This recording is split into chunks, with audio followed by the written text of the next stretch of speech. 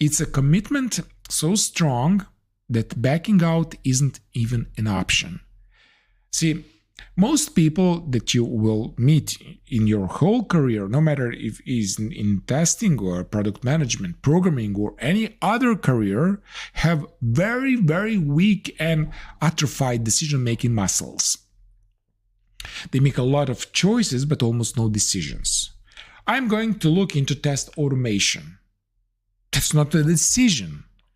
I might try to learn API testing. That's not a decision. Maybe I'll pick up some security testing skills.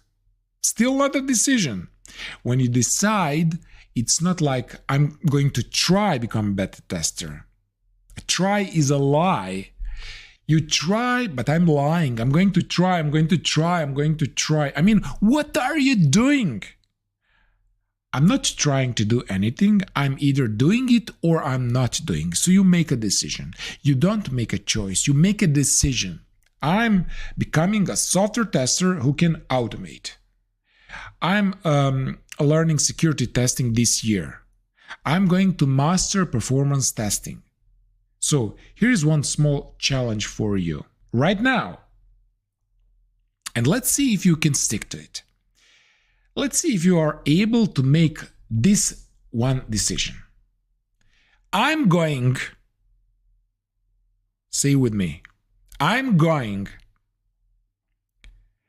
to finish this course from start to finish in the next 7 days. Can you say it out loud this and make that decision right now? Once you make that decision, we are moving and growing.